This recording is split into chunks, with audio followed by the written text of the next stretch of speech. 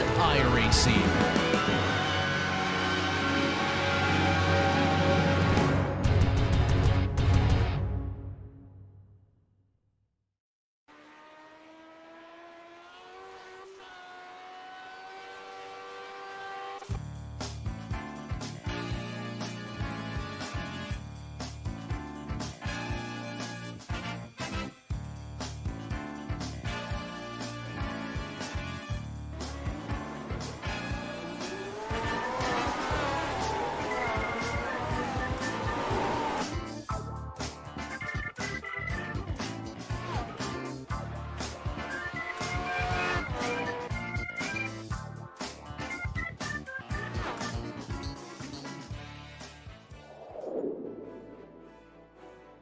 Well, it's not often that you talk about a driver who has a 100% point haul moving into the 11th round of 12. But still, that's where we sit on top of the championship, but not yet can we call this season decided. There are still 2 rounds, and there are still possibilities that this championship could turn the other way. But it will be one reliance left. One more win, a 9th win of the season, will be enough to secure the championship. Welcome to Mosport here with your Grand Prix legends for round 11 at a circuit that has seen a whole plethora of classics racing in past, present, and sure to be in the future as well with Mosport. My name's Jake Sperry. Alongside with me for today's action is Stephen Koenig with Christian Deploy in a director's chair using cameras provided by Dougie Beard. So, to be said about Mosport is the circuit in Bowmanville, Ontario, Canada, that often gets forgotten of the great Canadian racing tracks. If you want to know what it takes to be quick at this place, this little GSRC track guide should show you how.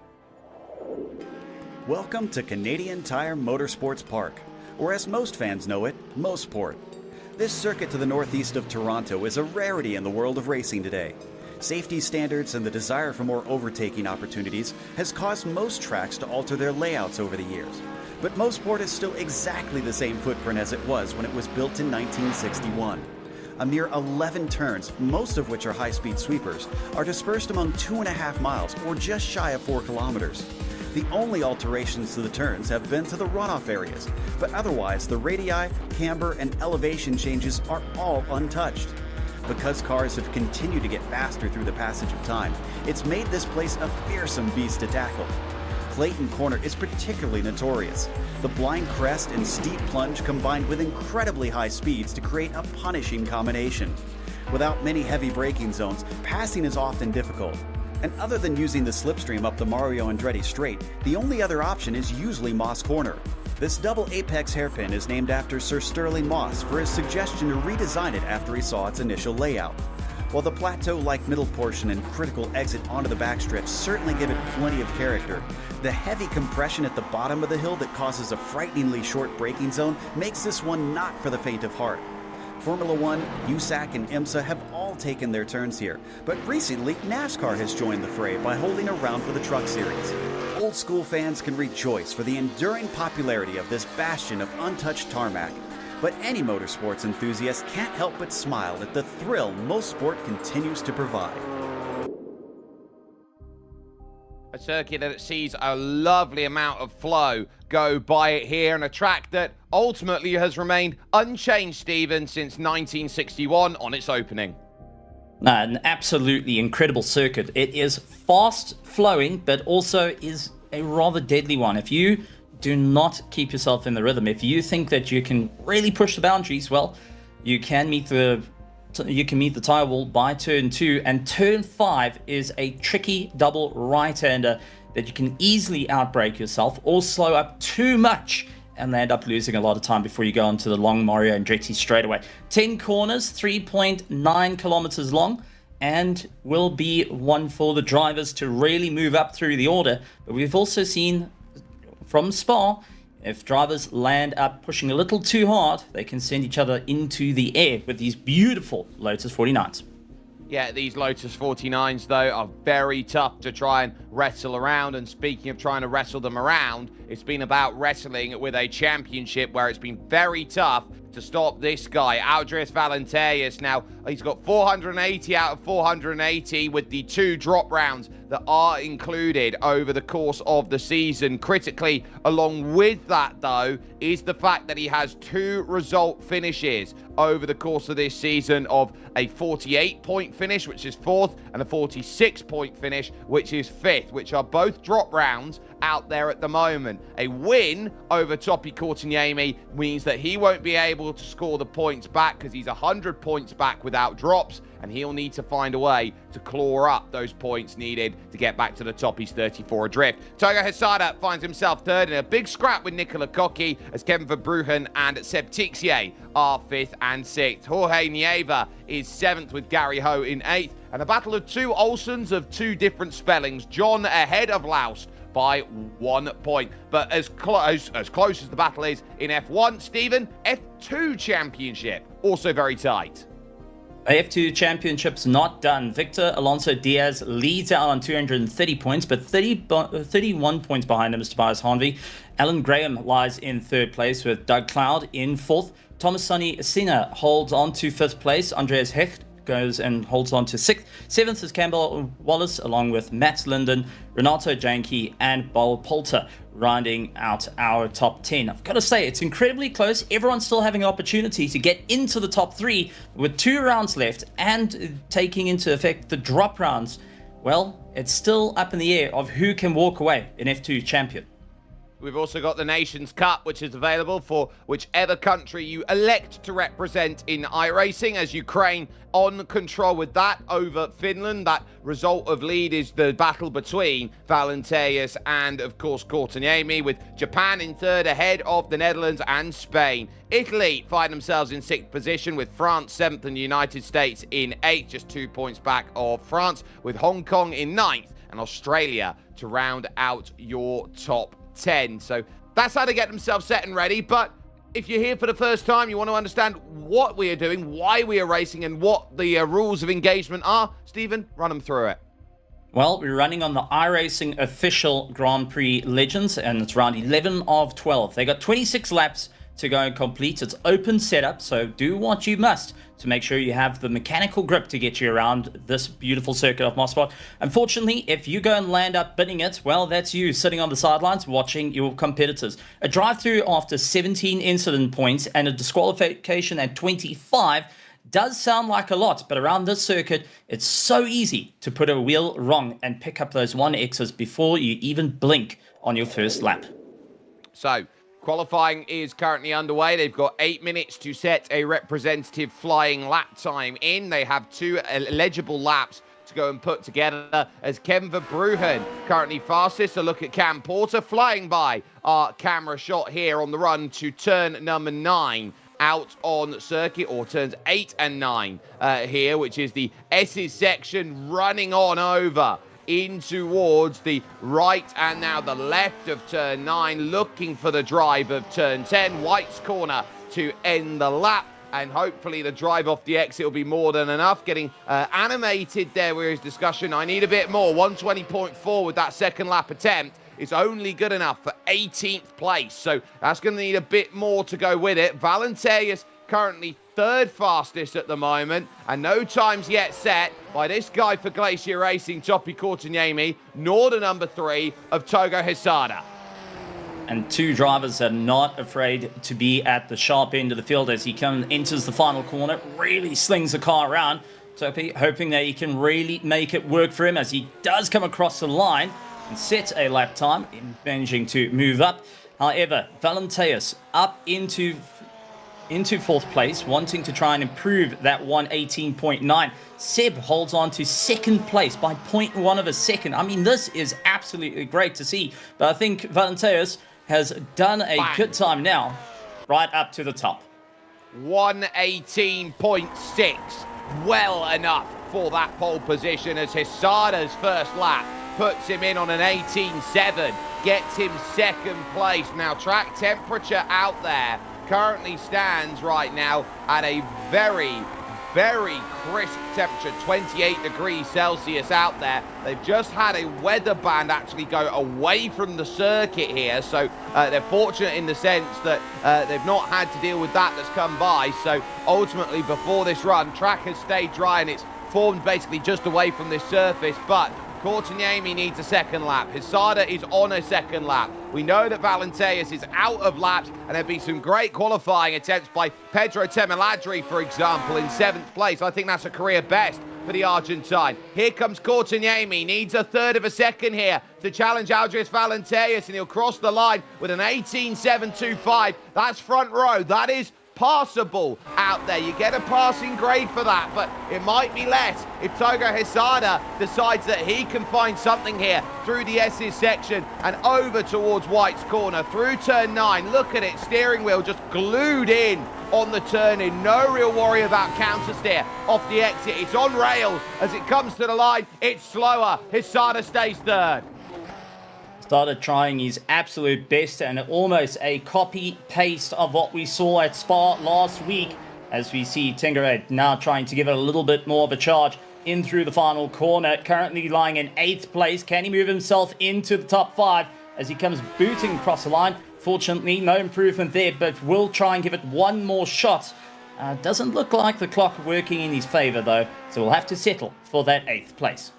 Yep, so he's out of laps. Ryan Turcott is out of laps. Kurt Clapper isn't, so we'll be hoping to get off the bottom. One split here today, but I think he might be out of time here as 3 seconds will tick, and I think that will do it. He's going to be buzzed out then as he misses the cut in that regard. So your field stacks here at Mosport as follows. Aldris Valenteus on the pole position with an 118.662. Topi Courtniemi will be alongside for company. His main title challenger on that front row is then Togo Hisada and Kevin Verbruggen, with Seb Tixier going from 5th and Nicola Cocchi in 6th position. Pedro Temeladri with a career best 7th has Hervé Trengarade alongside him in 8th as Carl Ridley starts 9th alongside John Olsen.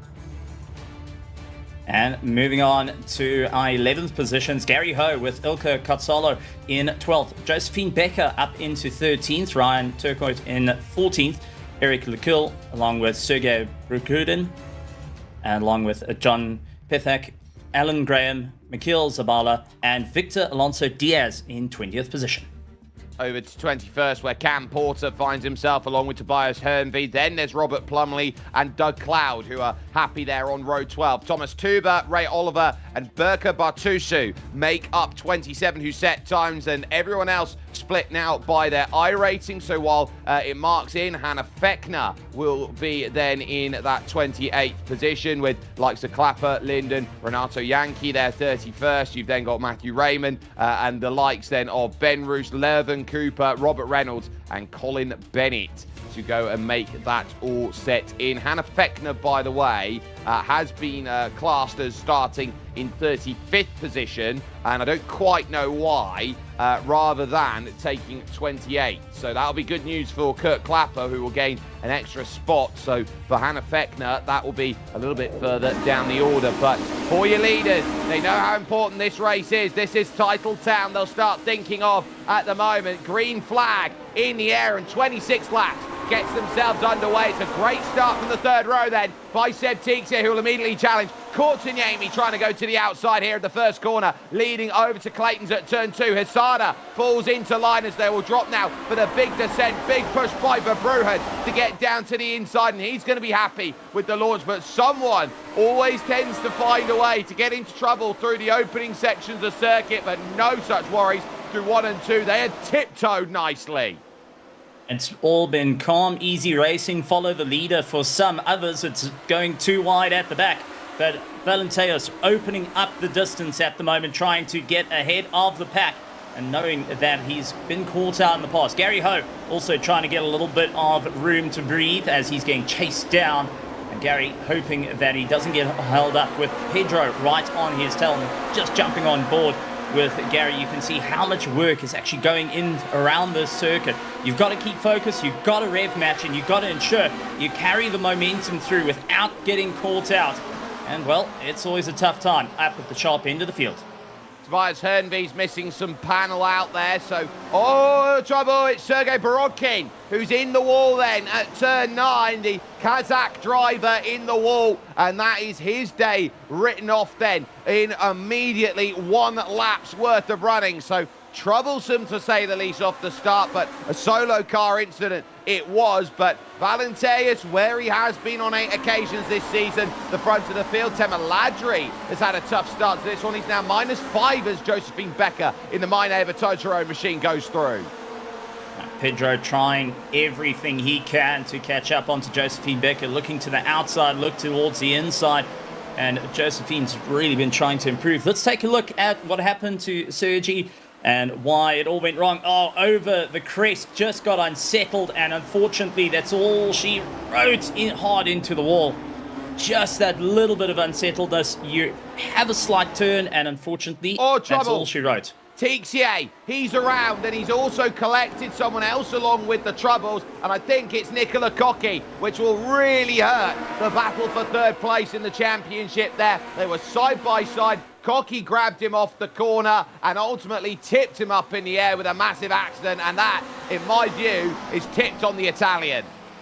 And Nicola Cocchi, unfortunately, meatball flag out of the running. We'll have to get that car back into the pits, but no fast repairs, no spare car. You're going to have to wait out the time, and I think this is a gut-wrenching blow and will be a drop round, unfortunately, one that he did not want to have. So we'll take a look at what exactly happened there, Jake. Yeah, it will mean that Nicola Cocchi will score 7 points, so up at the Moss hairpin, so Tixier runs wide, battering of the curb.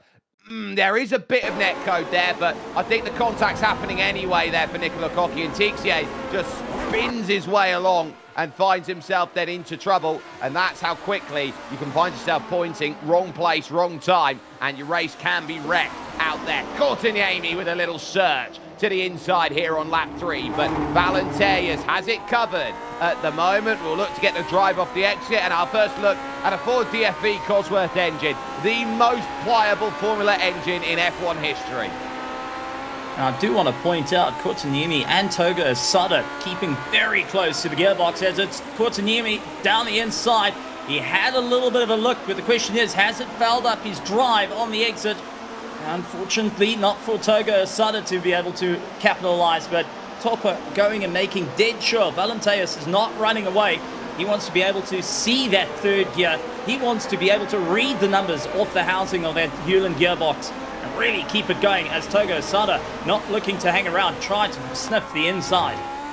And a fastest lap there for Algiers Valenteus as well, which shows you that he could have been overtaken and could have lost that mark if Courtiniemi wanted to, but ultimately he builds a margin. Lovely line. That's a car off on the right-hand side then as they'll have to go by. That's Nicola Cocchi limping it back around. So I turn and look at it here and realise he doesn't have a black and orange mechanical flag. He is just limping that car around, trying to get himself a finish, but he is going to have to bring the car back to pit, no doubt about it. 4 clear right now as they sit, with Trengarade, Ridley and Gary Ho 5th, 6th and 7th, that next group.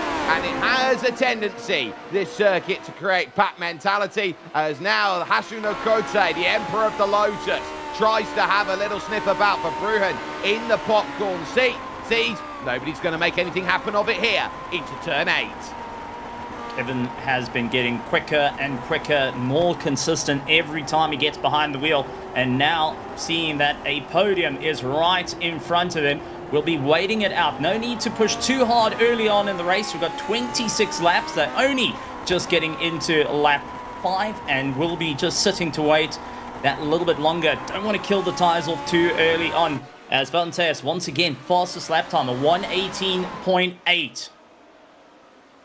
Yeah, those times continue on tumbling, and these cars will get lighter as they go. So you've got the weight of the fuel that will generate downforce for the car early on, but the lighter it gets, the more nimble it gets, the tougher it gets. Here with this group that is talking its championship out there at this point, but F2 still also fighting for it. Victor Alonso Diaz currently in the number 25 car is in 50th position. Tobias Hernvey, his main rival, as we watch Alan Graham in a battle here with Ray Oliver, and Ray is going to get that pass. Hernvey ultimately here today, I argue not here, so he's going to take this one as a drop round, which will mean he'll score 13. So there he is, sorry, 23rd position. Missed him on my timing scoring out there, but Hernvey 23rd would still be dropping points here to Victor Alonso Diaz, and that's critical. Well, at least he's keeping his feet nice and cool with, unfortunately, damage to the nose. And, well, having no nose there completely, unfortunately for Tobias. And now just trying to keep things together.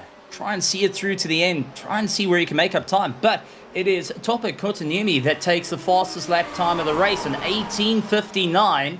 And it looks like it's Kevin Verbruggen also going and following with an 18:06. The slowest between these top three is Valenteos with an 18:8. And that shows you the inconsistency. That's one corner that you can make the mistake at around here with how hilly the elevation change is and how critical it is to go and get these runs down. And that narrow line again there by Topi Kotkaniemi tells you what you need. He tags the rear of Aldrius Valenteus. Togo will pick up the run, but they've given him 0.7 of a second there. Topi immediately on the radio says, sorry, I didn't mean to get that close, but now it creates panic here in this group, and they've got to organise now, or Kotkaniemi will see if Valenteus drive away, trying to work on the outside. Now he understeers out wide, and here comes Verbruggen to chuck one back in. He'll be on the wrong side of turn 9, and he gets a tyre again there as he works on over. He's still in this race, but Topi rattled. Oh, definitely not what you wanted to have. And Kevin feeling a light nudge on the steering wheel. Now needs to keep his head down. For Topi, it's all about keeping the car together. Follow through, breathe, get yourself back into the rhythm and get back onto the attack. But while we have seen the fight between the top four, we cannot count out or be behind him. Oh, talk about him and he's gone. Yeah, he's off the road. He's lost places now to Ridley and Ho, who have got those places. We watch Thomas Tuba at the moment, but the number 8, Hervé Trengarade, a classic specialist, a legend when it comes to this series, finding himself then dropping a couple of positions, so that's difficult. But this is going to be what happened to Tobias Hernby and why he's got the damage here, second in the F2 Championship, into the Moss hairpin, once again causing all of the troubles. I believe there it's the 8 that is going to be out there, and bang, that is going to be tough to deal with as Trengarade and co all see that that is just how easily it puts itself into trouble. And Doug Clark, fortunate enough to get himself going. He was the 24 that got caught in that little bit of a sandwich. Unfortunately, will be picking up a little bit of damage, not enough, as once again, Trengarade in towards the dirt, trying to get going. The 8 not having the easiest race here at Mosport, and now on to the final bend, but way down from where he wanted to be, down into 11th position. So this is going to be, for them, a case where Trengarade now sits back and says, okay, you got to now get back into rhythm. Cotasalo through, Temaladri through, and Becca almost running off the road in front of them, just about saved the mark then that is needed, and says, right, this is still going to be a moment where I now have to try and figure out where I want to be, where am I going to find my passes, and can I just keep it on the road on a circuit which just wills you basically to chuck it off every which way. Now Josephine's been working hard in the Lotus 79s, had a chat to her earlier, and she's quite excited to be in the 49s, but admits didn't quite get as much practice as she would like out Togo on the circuit. But Togo Sada down the inside, and Valenteus stuck on the outside. Can he try get the drive back as they still side by side? Valenteus able to just slide his way in, but Hasada going and showing he has got a chance. And the question is, will Valenteus now watch his mirrors like a hawk, or will he put his head down and try and open up the gap? Well, I would look around at this, and Kevin Verbruggen was actually getting quite animated on the radio with Topi Kotkaniemi saying, do you want me to wait up for you so I can pull you back? Topi said, no, I want to race this out normally. So he looked at that and went, okay, on your race, so be it. And again, Hisada so shallow through Quebec corner, turn 3, looks for the way to now start thinking about his movements over to Moss at 5, down the hill at 4, 210 kilometers an hour here before you got to jam it back up the hill on the brakes, down to just 80, less than 80, 75 through the corner. Becker through on John Olsen. That's a pass through 4 that moves one up and gets to 7th position. Now, Temaladri wanting to find the place back. Absolutely incredible to see multiple fights up and down through the field. Togo Sutter now going to be on the outside through the right-hander, trying to keep it all together as Valenteus just ahead, but they will be catching up to a couple of back markers, and this is where the race changes. Who's going to get boxed in and lose time, as Togo Sutter and Valenteus will have to navigate their way past the back markers on a circuit that if you move offline, life becomes very, very difficult.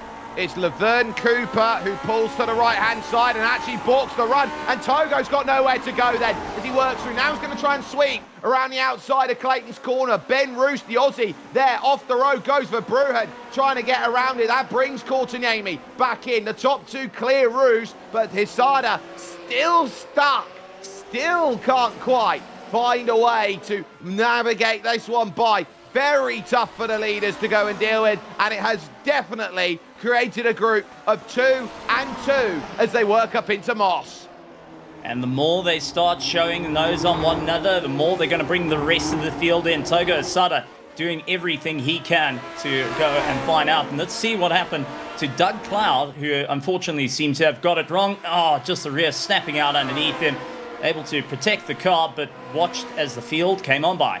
Oh, Togo making a late call to get to the inside. He had to get off of the power, but he sneaks it up the middle. It's great drive, though, through the middle of the corner from Aldris Valenteus. He comfortably holds his ground and marks 1.5 seconds, the margin between them. And so that continues to be what they navigate with. Temaladri also scrapping hard with Cotasalo for position further back. But there that goes, and now here comes the focus. Final corner, Hervé Trengareid's going to get himself in the picture now and wants drive, but he's not going to get it there as they sit with Cotasalo on the outside of turn 1, hoping for a way to get his position safe, and very much does so out there. So that's going to be no real worries. Cooper, by the way, off the road. So Levin Cooper has gone off, and there is Nicola Cocchi. I think he runs into more troubles here in 33rd.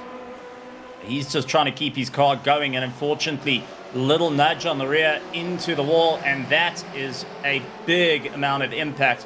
And I don't think we're going to be seeing his car continuing on after that. It's taken too many hits, unfortunately. John Olsen, though, having a phenomenal run. Remember, he's fighting in the top 10 of the championship, and now sitting in a wonderful 8th position, going to be trying to have a move up. But Togo Sutter, once again, showing his nose. He lifted, though, and he very clearly lifted as he didn't want to try and make that pass. He didn't want to make that one just yet because he knows he's got time to have here. Trengareid side by side now with Ilka Cotasalo. This for a top 10, and the Norwegian dives very aggressive to that inside curve. If you take too much in certain cars, you will be spat out, flipped, and lose your wheel if you're not careful. So take it at your peril, and they managed to do so as they sit. So that's been all a very good battle. And I'd just like to point out here, Kyle Ridley in 5th place. He is having a banner day today. Absolutely wonderful stuff. Even Gary Ho further up the field going and having a brilliant shot at Carl at the moment. Two of them having a wonderful go. Carl, a 4-wheel drift on the way through out of turn 3, going and really showing what he can do. Ilka trying to get a little bit more momentum, looking for a top 10 finish, but will have to absolutely fight against Tengared, who has been on a solid climb, but also had some nasty drops down the order. But Ilka not done and dusted yet. Ryan Turcotte right behind is also sniffing the gearbox. Yep, so Ryan Turcotte wants himself in the picture. He wants to pick up these points, and he knows how critical it is going to be out there to score. So he wants to try and get himself into play, as this is still a case where Ilka Cotasalo is happy with it, but in front of it, it's John Olsen having a little look at Josephine Becker, but just that, a look. You're not going to get anything more than that. Now, let's talk about positions at the moment. Aldrius in 1st, and Courtiniemi in 4th. That will be title written off. No way of clawing those points back with a 9th win out there. You've got to be within 60 points to go and make it happen. Currently, the gap as they sit is on 34 as far as it stands. So it will basically be the responsibility of Aldris Valenteus at the moment at Min is getting a 46-point score haul that he can go to with 48 to follow. So that's him dropping as far as the final runs of this season's go. A handful of points here, a handful of points there. Valentarius knows he's done well. John Olsen knowing he's trying to do well. And Temaladri in this group now with Trengarade and Cotasalo in the middle of the five, trying to be the aggressor out there in the blue and white, repping the national colours. Wide goes Becca, taking that big line she is to get the drive off the exit to run away from this group. Absolutely incredible running up and down through the order, and we've got these little silo fights every which way you can look. Pedro still trying everything he can to get into the slipstream. Look towards the right-hand side of John Olsen. Unfortunately, decided, nope, not going to quite go for it. Josephine is just ahead, and she's the cork in the bottle. At the moment, though, Togo Sutter trying to close up to Vanteos, and more that these two get to fight, it's allowed Kevin Verbruggen and Tope Kotanimi to get a little bit closer. So I know for Kevin, he's hoping these two to go and rub wheels once again, or at least push each other offline to get it back to a 4-horse race. That 4-horse race, I think, would be key if they can get there, but it's not there at the moment. So there's Matthew Raymond, who is in 25th. This is a replay on screen. Grass on entry into Quebec, and it's also easily happens as Trengarade and Temaladri now start trading about at Quebec, and Temaladri losing out now to Trengarade. That's been for Matthew Raymond. Tough.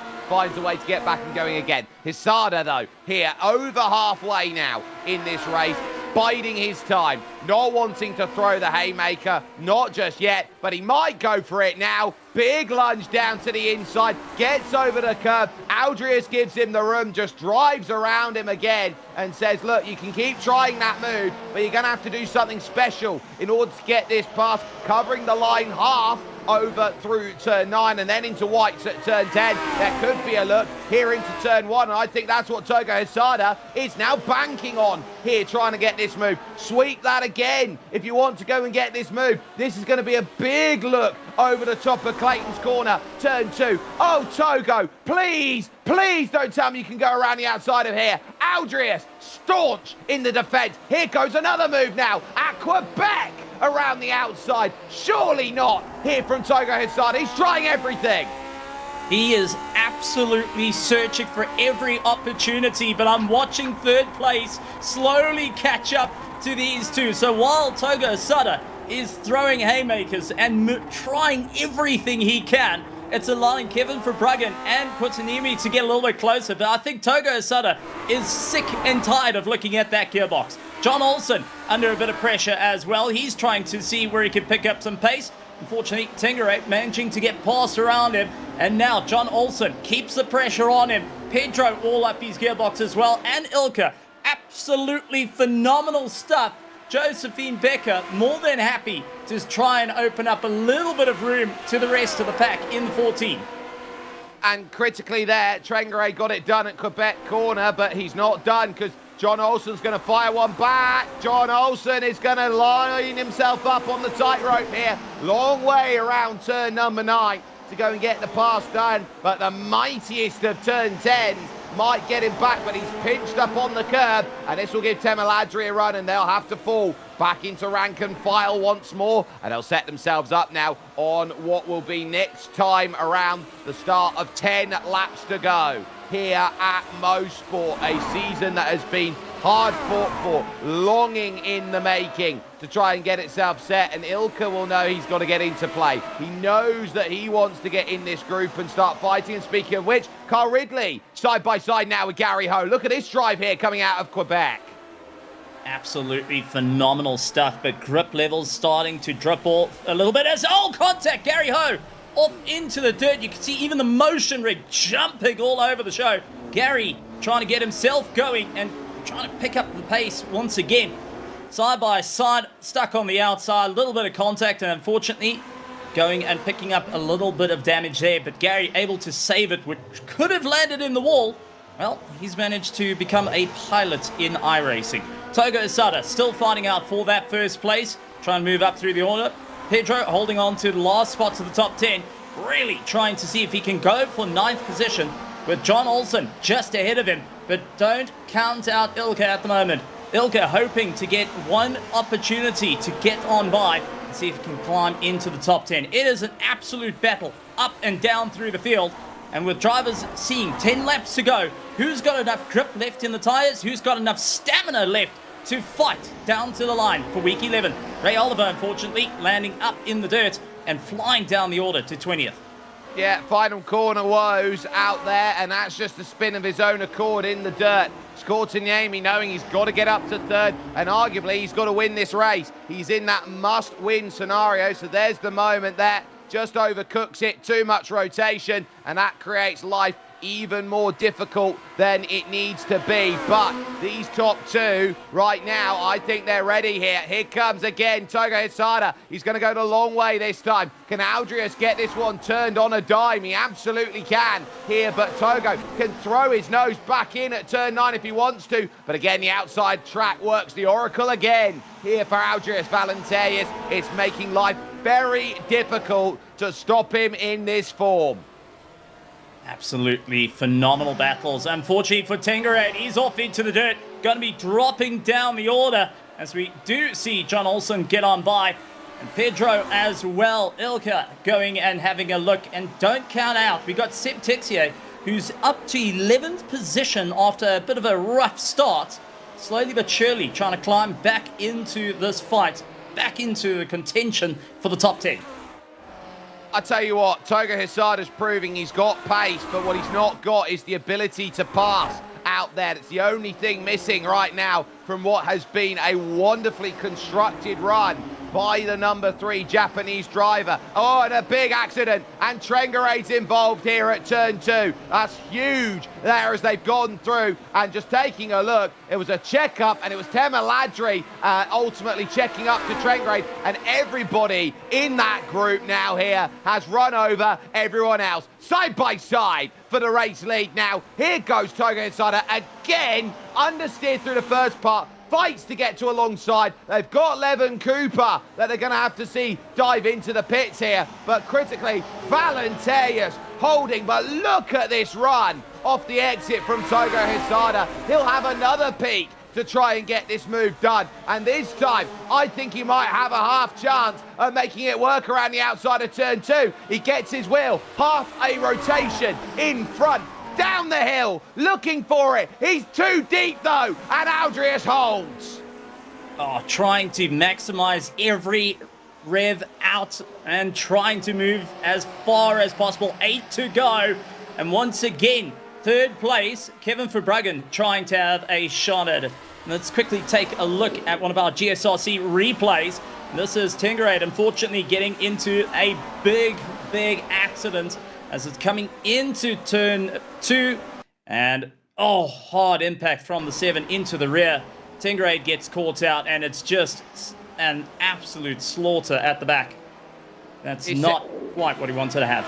It's Seb Texier who's run up the back and has had nowhere to go. But now, speaking of places to go, traffic's going to be there on the entrance, and this is going to be very scary, so you can't go for the move here at turn 8. That would have been Robert Reynolds trying to let them go through, and now it brings it back to a group of 4 again. But Bruja now in third. You got Courtiniemi brought back in 4th. They're a quarter of a minute clear of everybody else in this race, these top 4, and they are driving this way because they have to. This has been a 10/10 run where everyone has just told them, right, you've got to go out there and do 26 qualifying laps. It's absolutely wonderful stuff for Bruggen and for Courtiniemi. They happy to see the back of the gearboxes of these two. But Togo Hisada, after losing his opportunity to go inside or outside towards turn 8, turn 9, that has been one of 3 laps. He's been not able to actually go side by side, and Valenteus is counting on more traffic to hold back Togo Hisada, who has proven that he's more than happy to go for a launch down the inside or even take it around the outside to see if he can get that drive. But now it's charging down the straightaway. Togo Hisada trying to get into the slipstream, but Valenteus opening up. And we've got a fight a little bit further back. Gary Ho, who went and became a pilot not so long ago, now trying to move up against Carl Ridley and Josephine Becker right on his tail. Yeah, so Josephine, she's worked her way up now, and she wants to get in on this scrap and fight in the later stages. A top 5 would be awesome for her out there to go and pick up then. So she knows what she's capable of, and she'll be looking at, okay, Gary's had himself a tap on this one. Kyle's had a half moment. This could be, for me, this movement, this way to go and get it sorted. And Gary really chucking it on in, looking to get a rig like this moving about. And I love the fact that these rigs are built and the community has that love of a bespoke build of, I will get this to sit how I want, where I want, get all the feelings that I want in building this one out. And it's people like Mick Claridge, for example, who wants to build exactly like things like this out there, which I go absolutely all for it. Get out there, get building. Absolutely wonderful stuff. That's good to see Gary Ho trying to give it everything he can, and out in VR means that he has got full flight to look around and see where he can try and move forward, and also what the tires are doing. Togo Sada into the slipstream, trying once again to close up the distance, look towards the inside, backed out of it though. Valenteos keeps the corner, and now Togo Sada needs to eye out as next time by, it's 5 laps to go, trying to make it work. Verbruggen and Kotanimi looking to close up the distance as well. So if Togo Sada can't get that pass done properly, he will lose our drive and instantly will have Verbruggen right up his gearbox. And that's the key. How many times can you go to the well searching for the pass and you not come away with it and realise that it's someone else's chance? Laverne Cooper's off in front of them. He's been in front of them pretty much all race. He's going to be careful on the exit here. It forces them both narrow on the exit, so they just about managed to get around it then. Hisada gets very close. Well, he's almost touching those 2 pronged exhaust pipes there with the front nose box, and he's got to be careful here, does Togo, that he doesn't overcommit and ultimately create contact in that regard. He is forcing Aldrius to think about this one. This has become tactical here. When and where is better than how. Try and force him to look into the mirrors and see what happens. Togo Sada now trying to close up the drive. It does look like Valenteos has the best drive out of turn 5, but unfortunately the slipstream is strong. Togo Sada had to come off the gas. He closed up at a rate of knots, but just not able to carry that same momentum through that he had in the last couple of laps, heading out of turn 5 into turn 6, 7 and 8. But now Gary Ho trying to see if he can make up a bit of time, stuck around the outside. Gary hoping to swing it through on Kyle, but just not able to get it done. Kyle able to keep the drive, and now Josephine Becker looked to try go side by side, looked for an undercut, but got stopped by Gary Ho on the apex. Well, Gary Ho in the purple, in the pink and black is Kyle Ridley. And then in the blue, the white and the orange, Josephine Becker trying to throw what may down the inside. Gary's got to leave some room on the outside. Josephine apologises over in-text communication. Nice, Gary. The way you have to try and defend that one. Ben Roost in the wall on the outside of turn 3, but they continue on into Quebec. Absolutely wonderful driving. Josephine Becker trying to look for a way past at the moment.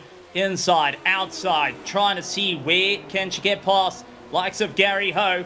And unfortunately, Gary is just stopping it dead on the apex. Togo Sada once again looks down the inside of Valenteos.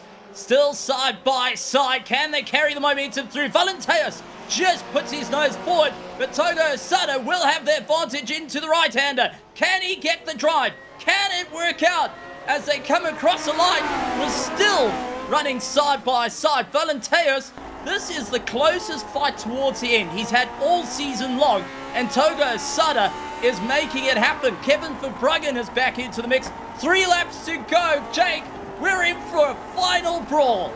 Well, they're throwing haymakers now, and one of them's going to end up being Alexander Usyk out there and try and get this one stopped before a stoppage for Bruhan. So close to the back there of Togo Hisada. That could have been a money race ender out there, and quiet on the back of this. It's Topi Kotkaniemi, who I think's got a sixth sense for the way this race might play out, and he's probably hoping that he's got a way to claw this back together through the Moss hairpin over towards turn 6, 7, and then turn 8 once again. That's key. A change for position, though, as Kyle Ridley loses out through Quebec to Gary Ho.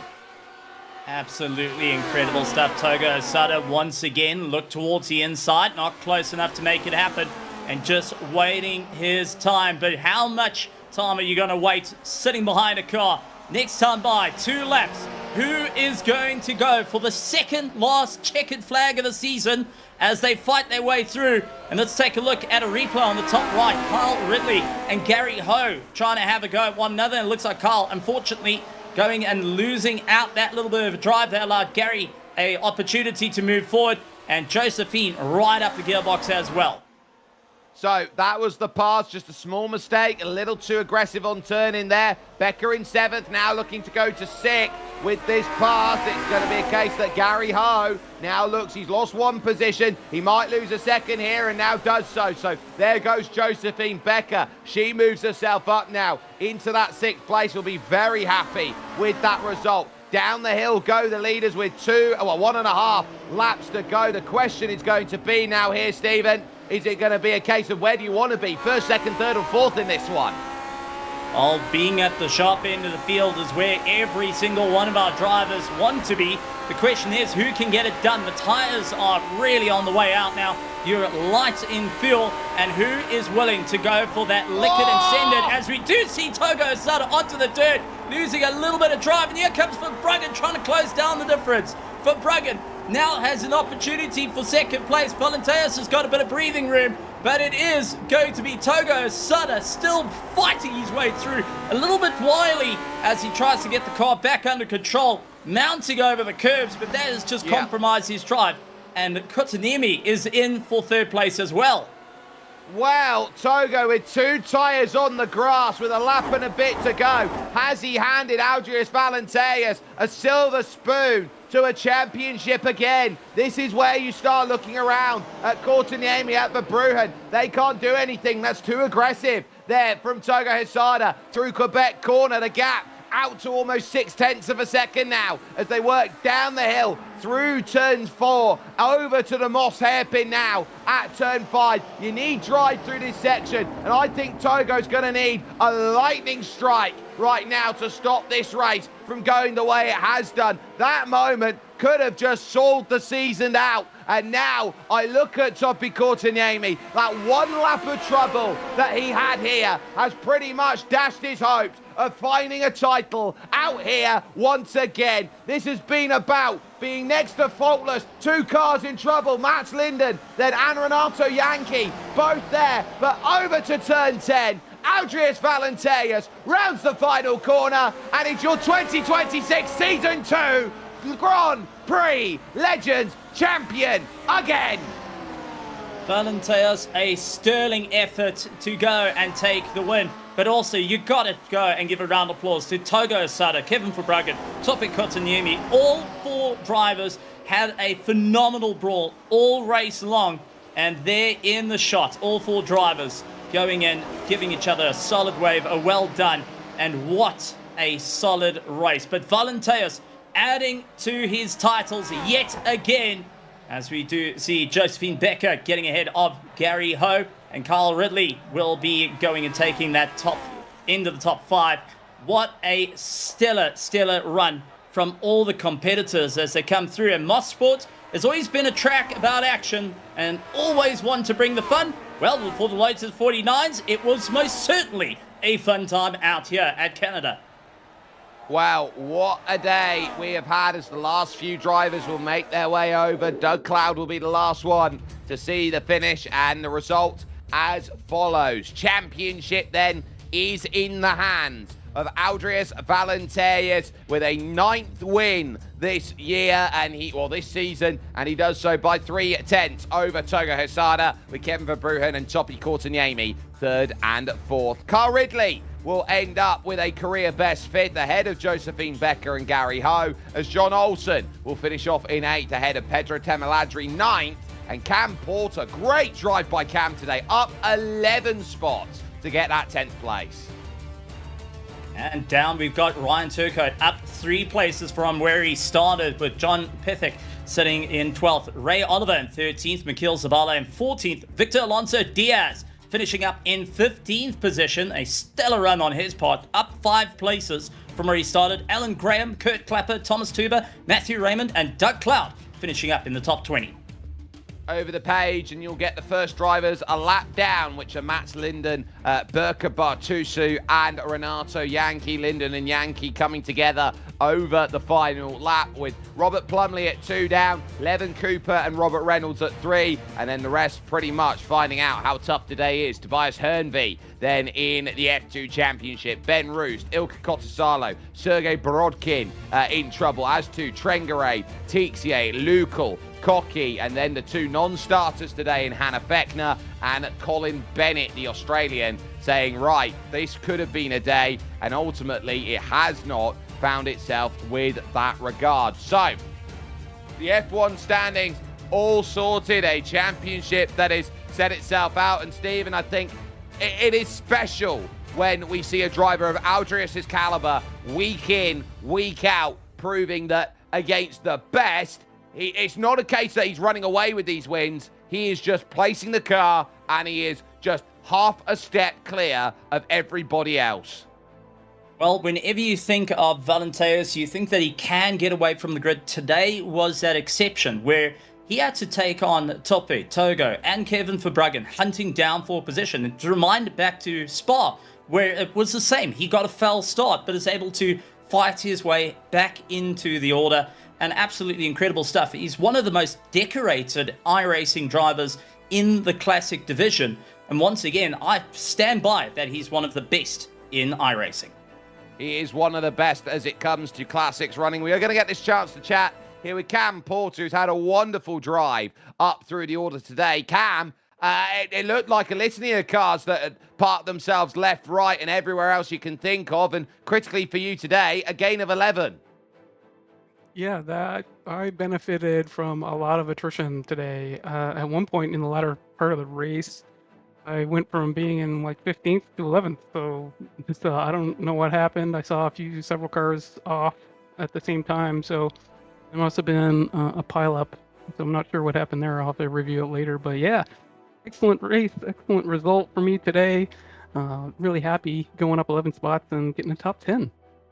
Yeah, so that top 10, I think, tells you all you need to know about how tough of a margin it's going to be, that you know that this is a race of hard graft here at Mosport. And for you understanding this place, I think it's one where, because it's not changed and people don't run it as much anymore, people forget how difficult this circuit is. I wonder what your feelings are as you had to get the practice sorted during the week. Admittedly, I don't do a lot of practice, so I'm coming in this race pretty cold, although the track was pretty fresh in my mind after doing the Vintage Grand Prix tour here last week. So I was okay coming into the race. You know, I'm not, I don't feel like I'm a super competitive guy, so I don't do a lot of practice normally for these races. But yeah, this is a very, very challenging circuit. One of the most challenging circuits, I think, just simply because there are so many corners that go over crests and they're all camber. Like turn 2 is like a world famous corner just because of how much of a challenge it is. Plus Moss is very challenging as well. You go down in that dip and then you're coming over a crest and you're turning and braking at the same time. So this is one of the most challenging circuits to get right, lap after lap after lap. Especially as it's a home circuit for you, being out there representing Canada. And ultimately for you, one more round remains in this season. How are you feeling about Monza? Well, obviously, going into Monza, it's always a little bit nervous because it's infamous for having incidents, and especially in the chicanes. But you know, the quality of the racing in Lotus 49 is always top notch. So thanks to all the guys that come out regularly, and looking forward to the last round of Monza. Looking forward to it as well, and see you there. Cam Porter ultimately moving into the top 20 in the F1 standings with the result here today. Stephen Koenig has walked down the virtual paddock. He's found the driver who's finished in 4th position overall in Topi Kortaniemi. Toppy, welcome, and what a drive on your part. Finishing up 4th, unfortunately, but was fighting out for first place. How was the race out there? Because you were nose to tail with Kevin Verbruggen, Togo Asada, and Valenteus right through the race. Yeah, it was all going well until I got a little too close to Adrius in Mors, and I think I bumped him a little. Fortunately, nothing bad happened to him, but Togo got next to me, and it was a bit foolish to fight him, and then we interlocked and contacted with Kevin, and I had slight damage after that. I think my right rear or right front was damaged, and I had understeer in right-handers and oversteer in left-handers, and had to adjust my driving a little bit. Well, it was still a solid effort and wonderful to see the Glacier Racing 49 up towards the top. Did you think that you had a chance to get back into the top 3 once you got to 3 laps left? You saw yourself and Kevin get closer to Togo Asada, then landing up with a bit of an issue, and suddenly you two had a opportunity to get past Togo Asada. Yeah, I was planning to push to make a pass from Kevin, because it was somewhat possible that Togo and Audius might have a crash or an incident, and then being a P3 up to that point would be the optimal outcome, but didn't happen today. But good race anyway. And with the season going into its final round, if you look back at so far, how's it been for you? You've been fighting out for first place in the F1 Championship. Now taking a look at round 12 next week, the last race of the entire season 2 of 2026. What's it been to you to be fighting out for the championship here in the 49s? Yeah, I was... since we had a new tire, I was since the beginning of the season. I was planning to do full season and battle for the championship, but and we had great battles with Adrius. I mean, it's been a great season. He has been consistently that 1 or 2 cents faster, and he's just that much good. I haven't found that 1 or 2 cents. I'm still looking for them, but they're somewhere, I believe. Well, you've most certainly shown the talent here tonight. But with that being said, anything you'd like to say to all of our absolute fans of the GSRC Virtual Grandstands? Oh, of course, you guys for excellent broadcast, but special mention to Adrius, who has won the 79 championship and now the 49 championship in the same season. Great achievement, and maybe if he wins the Camel, that's something that nobody has ever done before, I think. So We'll see. Absolutely. Well, we're looking forward to seeing you fighting out in the last round next week, but also fighting out for the podium in the next season. Well done once again, Topi Kotonimi, on that 4th place. And with that being said, Jake, you've managed to catch up with our 2nd place, Togo Asada. Yeah, I absolutely have, and I tell you what, it's been a wonderful showcase of driving out there. Togo, Hidari o mitemo, Migi o mitemo, Jo o mitemo, Ka o mitemo, Kari wa keshite kuzure nakata. Yeah, absolutely. The most, the biggest thing for me to battle with Andrews is, I got the pace. Of course, I got the pace. I got the pace to follow him. I can follow him, and feels like I'm faster than him on the first half of the circuit before the most corner. So there's a really difficult to pass, And of course, after the backstretch, there's the biggest overtaking point, but I'm not that fast at the section, so which was really difficult to pass him all the race. For those who wanted to know, he looked left, he looked right, he looked up, he looked down, and Aldris Valenteus just wouldn't crumble. But ultimately for you, 2 laps to go. That was the moment that sealed the race. You tried to make it work on the outside, and it looked like you just caught the grass trying to thread that angle, and it just didn't quite pay off. Yeah, just pure mistake for myself. I'm just, I say that before, I'm faster than him on the first half of the race, so I need to side by side with him on the home stretch. Of course, to start battling into the turn one. So I need to go hard at the last corner on the penalty lap. And just a little bit touch the glass on the outside, and it feels like, oh, I screwed up. Just pure mistake. Really frustrated about that. Well, frustrations aside, understanding that Nicola Cocchi had a bad day at the office today, it suddenly means that your only rival for third in the championship now is Kevin Verbruggen. Does that make things easier for you, knowing you've only got one driver to worry about heading to Monza? Yeah, I'm just, of course I'm worrying about the championship, but also I didn't have a victory on this season, so I really want to win, And the Monza, everyone have a chance, I think. So I'm looking forward to it's good that I lost my consistency on the setup side, race pace on the first half of the season, but these 2 weeks or 3 weeks, I finally got a sweet spot on the setups, and I can follow the leaders on the consistency, constant. I can follow the leaders, so I'm really looking forward to the next round to take a victory or take a third place on championship. But that's it. He's a racing driver. He wants to win. It's as simple as that. Togo Hesada then second place, here today, third in the championship as far as that result goes. That will put the curtain down on racing action here for Mosport, but there's one more race of honour to come along next week, and it will be combined without any chicanes to worry about through first and second. You've got to be very cautious at Monza when that comes into play. 1:30 UTC on June 6th.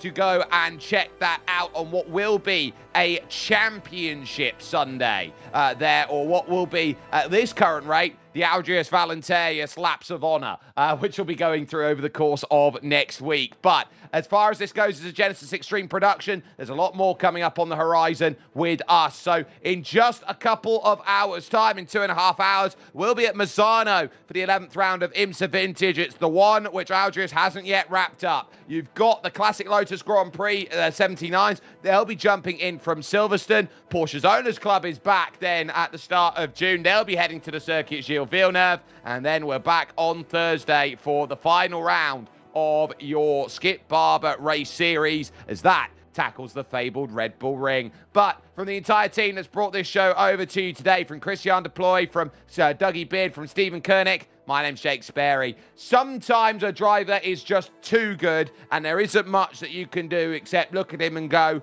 wow, that's just talent personified. He had to withstand so much pressure today in order to pick up a 9th victory. And just saying 9 victories in a calendar season of 12 is something that most drivers barely even have a chance to sniff at. It just shows the level of dominance he's had on the new tyre model and how everyone else has to play a little bit more catch up. Aldrius Valenterius, he's got the 49-79 championship double in the pocket. Now if he wants a triple crown of championships, he's got only IMSA Vintage left to conquer.